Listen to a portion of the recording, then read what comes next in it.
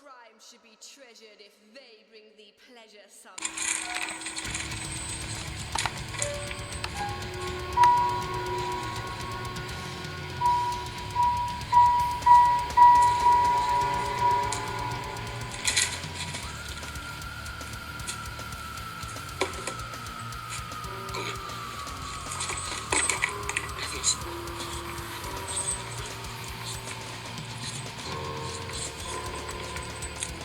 Perdóneme si el otro día le molesté. Es mucho tiempo aquí solo. Espere, por favor, no se vaya. Por favor, no se vaya. No se vaya, por favor. Tenemos que hablar. No se vaya, por favor. Hola a todos, bienvenidos al canal. Mi nombre es Cristian Jiménez, gracias por verme. Recuerden Holistismos en Facebook, Holistismos en YouTube y educacionemancipada.wordpress, todas las plataformas donde nos podemos comunicar e interactuar. Y en el día de hoy quisiera hablarles de una inquietud que me surge a partir de observar la entrevista que le hizo hace poco Rafael Correa a Oscar López. Resulta que hay unas cuestiones, hay un proceso histórico que el independentismo en Puerto Rico, muchos de los independentistas no hemos entendido bien. Y resulta que hay que hacer un poco de historia para entender por qué somos una colonia, por qué pensamos como pensamos y también por qué es que en esa entrevista Oscar López no contesta ciertas cosas que debería haber contestado. No es que la entrevista esté mal, no es que él haya hecho un mal papel, yo considero a Oscar López un héroe, pero eso que le pasó a Oscar López allí le ha pasado a muchos independentistas aquí en Puerto Rico. Y la comprensión del proceso histórico de Puerto Rico, o como todo proceso histórico, conlleva tiempo, requiere paciencia, y lo más que requiere, ¿verdad? Además de la paciencia, es tener juicio crítico. Y los independentistas en Puerto Rico deberíamos estar funcionando con ese proceso de autocrítica para ver qué hemos hecho mal y por qué nuestro ideal cada vez va más para el piso. Hay que destacar que hay un partido independentista puertorriqueño que es el más daño que le ha hecho al ideal. Debería desaparecer en función de que el ideal eche para adelante, ¿verdad? Para que la gente entienda. El proceso electoral liquida al independentismo como opción política y no lo tengo que decir yo, sino que cuando observamos las elecciones en Puerto Rico estamos observando que el Partido Independentista Puertorriqueño cada vez está más obsoleto, cada vez está más degradado. Ahora bien, vamos al proceso histórico. Resulta que nosotros siempre hemos sido una colonia de toda la vida. La categoría esta de colonia, tal y como la conocemos en Occidente, no aplica para el mundo la cosmogonía que tenían nuestros indios taínos. ¿Qué pasa? Que luego llega el supuesto descubrimiento, que no es descubrimiento nada, porque los que se perdieron en el mar fueron los españoles y nuestra población original, como debimos haberle llamado siempre, es quien descubre que ellos se perdieron en el mar. Una vez ocurre eso, tenemos esta primera diferenciación del proceso histórico con respecto a tierra firme, lo que sería hoy Suramérica y Centroamérica, entiéndase Colombia, Venezuela y por ahí para abajo, y también Centroamérica, Costa Rica, El Salvador, etcétera, lo que sería hoy esos países, con respecto al Caribe. El Caribe tiene una situación particular y es que el 100% o el 90%, eso es discutible, pero su población original fue total y absolutamente exterminada. O sea, nuestra población original, lo que nosotros llamamos los taínos, fueron eliminados, borrados de la faz de la tierra. Fue un genocidio brutal. Y a partir de que fueron eliminados, no hay una fecha exacta que yo pueda decirles aquí fueron eliminados. A partir de ese momento en que fueron eliminados, pues entonces resulta que lo que va a llegar aquí al Caribe, a todas las Antillas, va a ser una población extranjera. Siempre va a ser extranjera. Y los conquistadores, españoles en unos casos, holandeses, ingleses en otros, dependiendo la isla del Caribe que estemos analizando. En el caso de nosotros, Puerto Rico, la española y Cuba, pues va a ser la corona española. Ese proceso que acompañó esas migraciones va a ir acompañado también de un proyecto de futuro que va a ser siempre delineado desde afuera. O sea, esas poblaciones van a llegar aquí con un propósito no de desarrollar el territorio necesariamente, sino con unas misiones expresas que van a ejecutar con el permiso de la corona, con el permiso de la metrópoli europea.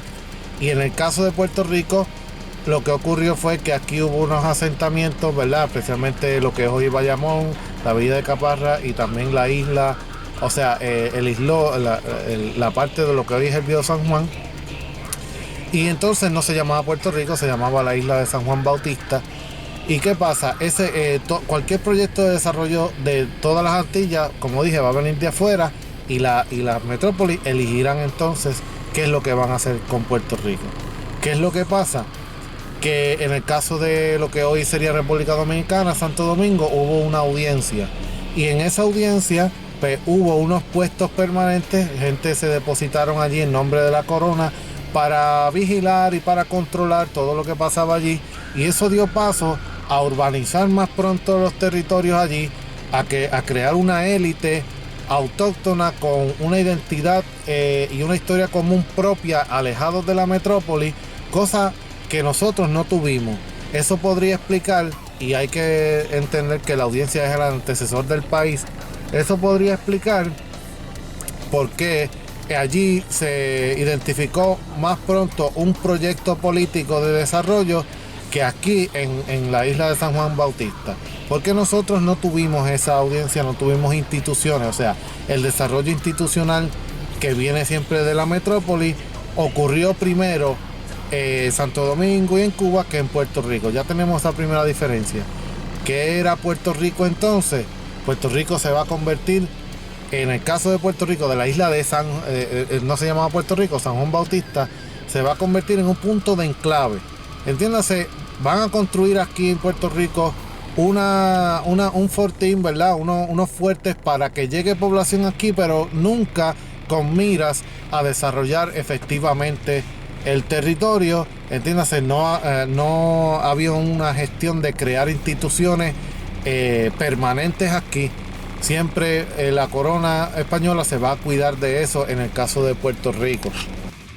Entonces, a tal punto no le interesaba desarrollar el territorio, porque Puerto Rico se va a visualizar siempre desde el punto de vista de la corona española como un punto de enclave. Esta obra reseña una parte de todo ese sistema andamiaje de exclusividad que la corona española va a desarrollar aquí, con miras a solamente a tener un punto de enclave o un puerto en esta isla, cosa de que sirva de satélite para dominar las demás Antillas y las demás colonias. Dice Arturo Morales Carrión en la página 64: es interesante notar que Puerto Rico se convirtió en una base de operaciones muy útil para atacar los establecimientos extranjeros de las Antillas Menores. Ya en el siglo XVI ya tenía Puerto Rico una misión, por decirlo de una manera.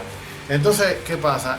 Van a pasar los siglos, van a pasar las decenas de años, y entonces Puerto Rico sí va a tener amagos de identidad colectiva, sí vamos a tener reivindicaciones culturales, pero la misma característica de población extranjera que acabo de decir ahorita no va a permitir que cuaje, por lo menos tan temprano como en las colonias de tierra firme, no va a permitir ese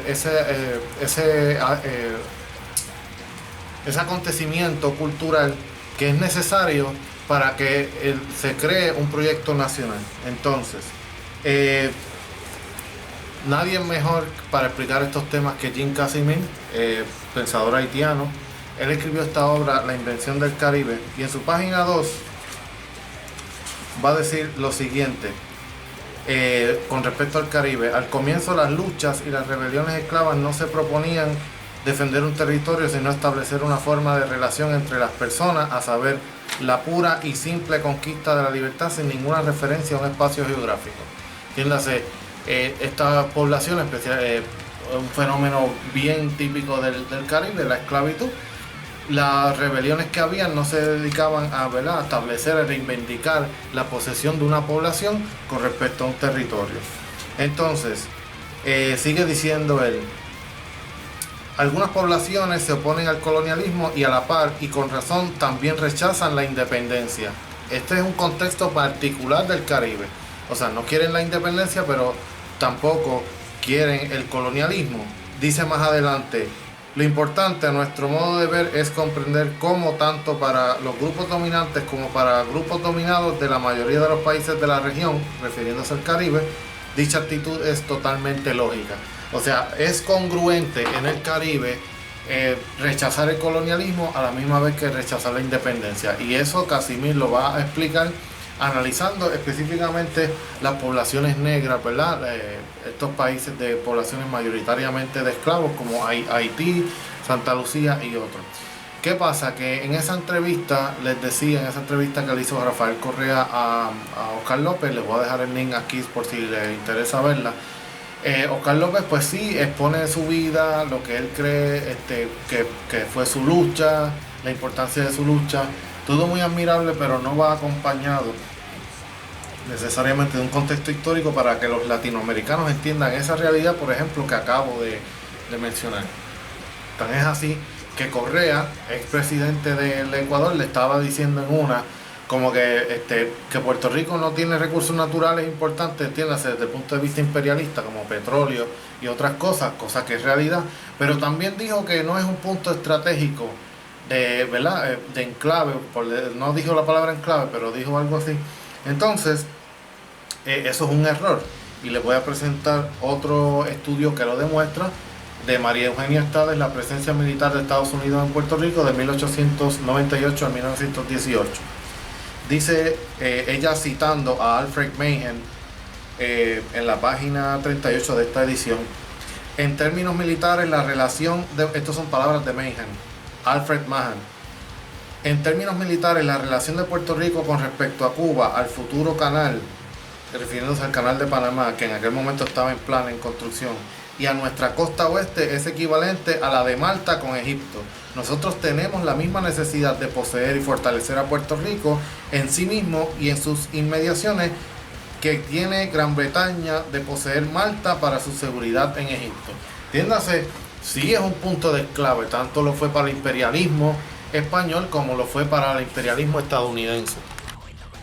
Bueno, y luego lo que va a pasar en Puerto Rico es que a finales del siglo XIX, mucho más tardío que las demás antiguas colonias españolas como Venezuela, México, etcétera, vamos a tener algunos movimientos, ¿verdad?, políticos que nos van a hacer reivindicarnos en cuanto a nuestra identidad. Va a llegar tarde, va a llegar abrupto, sin mucha organización. Hay el contexto en el que se está moviendo Puerto Rico la segunda mitad del siglo XIX, no me da tiempo obviamente para examinarlo aquí, tampoco que yo lo sepa todo, pero puedo, ¿verdad?, quizás en otro video poder abundar más sobre eso. La cuestión es que sí hay movimientos importantes, el autonomismo de finales del siglo XIX y el Grito del Ares en 1868, junto con otros movimientos más, ya va a haber una élite criolla puertorriqueña adaptada en el sentido de que esa élite respondía a unos intereses económicos mayormente azucareros, cafetaleros, etcétera, y de otra índole.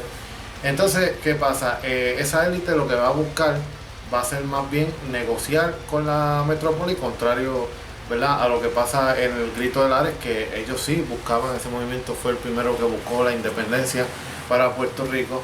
Pero ese Grito del Ares tampoco fue un movimiento que pudo derrocar al gobierno español en aquel momento. Tenía apoyo internacional de muchas organizaciones en otros países, pero fracasó, no llegó a, ¿verdad?, se llegó a aplacar rápido, y luego pasa el movimiento, se funda el Partido Liberal Reformista y se fundan los autonomistas, y por un lado están los autonomistas y por otro lado están los conservadores, entiéndase, los incondicionales, le decían. Esos son los que, no importa qué pasara, ¿verdad?, buscaban la integración total a la metrópoli. Lo que va a pasar es a finales del siglo XIX, 1897, España le otorga una carta autonómica a Puerto Rico, donde por primera vez tenemos un cierto tipo de espacio en el que nos movemos internacionalmente, podíamos hacer tratados y podíamos hacer otras cosas, pero eso duró unos meses y llega la invasión de los Estados Unidos en 1898 a irrumpir nuestro desarrollo. Así lo expone Antonio S. Pedreira en Insularismo, y esa generación de los años 30 del siglo XX que va a escribir sobre Puerto Rico desde el punto de vista ontológico. Entiéndase, se va a preguntar qué somos los puertorriqueños, si somos una muchedumbre o si somos un país, etc. Pedreira es uno de los grandes, Antonio S. Pedreira es uno de los grandes exponentes de ese movimiento, y en Insularismo, en un ensayo particularmente llamado Una nave al garete, él va a exponer, ¿verdad?, el impacto que causó en la mentalidad puertorriqueña esa invasión. Y bien, ellos vienen, el puertorriqueño espera unas cosas del gobierno estadounidense, no se logran. La ley Foraker lo que hizo fue reivindicar un imperialismo tal vez mucho más brutal que el que nosotros sufrimos con España, y nos dan una ley Foraker que lo único que hace es reivindicar ¿verdad?, su dominio aquí. La ley Foraker es como ellos reglamentan el ejercicio de su poder en esta colonia, y entonces lo disfrazan en el 1917 con la ciudadanía, le ponen el sello de propiedad al puertorriqueño. El puertorriqueño, el común y corriente, se cree que somos ciudadanos. Luego, un poco después del 17, años 20, los casos insulares confirman que lo que ya decía el Tratado de París, decía ¿verdad?, la ley Foraker y todo, que nosotros somos un territorio no incorporado, que significa que somos de, pero no parte de. Entonces, ¿qué pasa? El movimiento independentista siempre estuvo activo, ¿verdad? Los años 30, el nacionalismo, se fundó un partido de la independencia en 1912 con Matienzo Cintrón, y siempre ha habido un sector independentista. ¿Qué es lo que va a pasar luego, en el año 52, cuando se funda el ELA? ¿Cómo el independentismo responde? Hay que entender que ya en los años 40, ¿verdad?, después de la Segunda Guerra Mundial, Estados Unidos tiene un nuevo proyecto para Puerto Rico que muchos historiadores han llamado la vitrina del Caribe, donde está Estados Unidos va a experimentar aquí muchas cosas, su supuesto estilo de democracia, y hay un crecimiento económico. El Partido Popular Democrático se funda, gana las elecciones, Luis Muñoz Marín pasa de ser independentista a ser autonomista o a ser estado librista, que nadie sabe lo que es eso en realidad. Y entonces nosotros nos dieron un gobernador electivo y unas cosas, nos dieron un espacio en el que movernos, y llegó mucho dinero. Llegó otro estilo de vida, el estilo de vida del automóvil, el estilo de vida de la economía agraria del azúcar. Entiéndase, pasamos de tener el trabajador en los cañaverales a tener el trabajador en una fábrica a sueldo. Y ahí que viene esa leyenda estúpida aquí de que el Luis Muñoz Marín nos dio zapatos, que son un embuste también. Y en resumidas cuentas, también el automóvil es una gran parte de este sistema, porque todo el andamiaje urbano se fabricó y se desarrolló de ahí en adelante para darle espacio al automóvil y no a nosotros. Y bien, perdimos nuestras industrias nacionales, perdimos mucha de nuestra personalidad. En los años 50 también hay una migración brutal hacia Nueva York y otros lugares. Puerto Rico prácticamente se vacía. Lo que hacen, el ELA lo que hace es exportar la pobreza e invitar, por invitación, van a llegar muchas empresas donde van a pagar muy pocos impuestos aquí, y Puerto Rico se convierte en un estilo de paraíso fiscal. Ese tipo de realidades el independentismo la tiene que entender, porque hasta el sol de hoy, como conoce la gente, la lucha independentista más bien, y lo sé porque yo se lo pregunto a esta generación de estudiantes, los estudiantes míos, y no saben ni quién era Filiberto, ni quién era Albizu, y los pocos que lo saben, pues sí, lo reivindican desde el punto de vista cultural. Pero se queda ahí en la cuestión cultural, o sea, es un nacionalismo cultural y no político. Y el nacionalismo político se intentó por los nacionalistas, fracasó en el año 1950, una revolución que hubo, ¿verdad?, la llamada movimiento o levantamiento de Jayuya, etcétera. Una de las cosas que fallamos los independentistas, y máximo cuando tenemos esos foros tan importantes como el que tuvo Oscar López con Rafael Correa, es que no sabemos resumir ni explicar ese tipo de realidades para que entiendan nuestra condición colonial. O sea, nosotros, a los puertorriqueños, nos penetraron nuestra conciencia vía fondos federales y por medio del dinero. Y es el dinero, el automóvil y un estilo de vida de consumo el que va a llegar aquí a aplacar cualquier movimiento nacionalista, porque entonces ya la agricultura, como decía Muñoz Marín, va a ser un atraso, la van a entender así, llegan los cupones. Por ejemplo, dice Albert Memmi en Retrato de un colonizado: si se elige entender el hecho colonial, debe admitirse que es inestable, que su equilibrio se halla amenazado sin cesar. La gente puede arreglarse en cualquier situación y el colonizador puede esperar vivir largo tiempo. O el colonizado, perdón, puede esperar vivir largo tiempo, pero tarde o temprano, con mayor o menor violencia, por todo el movimiento de su personalidad oprimida, un día comienza a rechazar su existencia imposible de vivir. Entonces intenta sucesivamente o paralelamente las dos salidas históricamente posibles. Intenta ya sea convertirse en otro, ya reconquistar todas sus dimensiones que le fueron amputadas por la colonización. Y ese es uno de nuestros grandes problemas, nuestra identidad, que sigue siendo un problema para el puertorriqueño, la cuestión ontológica. Y entonces nosotros en nuestro análisis no ponemos de por medio, nosotros los independentistas no ponemos de por medio unas cosas que deberíamos estar planteándonos, como la cuestión de la ciudadanía, cómo es que la ciudadanía estadounidense ha penetrado la mentalidad del puertorriqueño común y nos pensamos que somos ciudadanos, y más que eso apreciamos eso. O sea, mucho del discurso independentista se ha fabricado en torno a exigir más derechos, a que estamos abusados, siempre mirando desde afuera y no nos miramos a nosotros qué hemos hecho nosotros. Eso es una de las cosas que le dice Rafael Correa a Oscar López. O sea, nosotros también, nosotros los que pensamos en un proyecto político diferente, en el caso mío de la independencia, nosotros deberíamos estar pasando por ese proceso de autocrítica a ver qué hemos hecho. O sea, nosotros no podemos aspirar a reivindicar unos derechos que están contemplados dentro de una ciudadanía estadounidense, porque es una ciudadanía impuesta bajo la lógica de un motín de guerra. O sea, nosotros para los Estados Unidos no somos nada más que un territorio no incorporado. Ellos pueden disponer de nosotros cuando quieran y de la manera en que quieran. Y hay que hacerle entender a las personas que, contrario a la estadidad, que es si ellos la quieren, la independencia, o sea, si Estados Unidos quiere dárnosla, la independencia es un derecho inalienable. O sea, la independencia significa dignidad. Y el puertorriqueño no ha entendido que bajo la independencia nosotros sí pudiéramos estar aptos para consumir, pero tal vez no consumir desmedidamente como ahora, sino consumir equilibradamente. Y hay unos elementos que Oscar López no menciona en esa entrevista, como la criminalidad, el narcotráfico. Puerto Rico es un narcoestado, gracias precisamente al coloniaje. Puerto Rico es el tercer país más desigual del planeta, gracias precisamente a ese sistema colonial.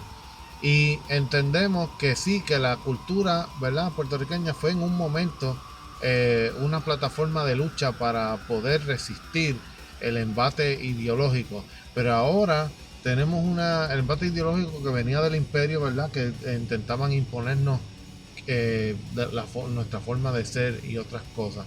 Pero hay otra realidad en este momento, que es una realidad mucho más brutal, que es la indiferencia. O sea, a nosotros nos educaron para ser indiferentes, para que no nos importe nada el vecino, para no crear comunidad, en el individualismo extremo.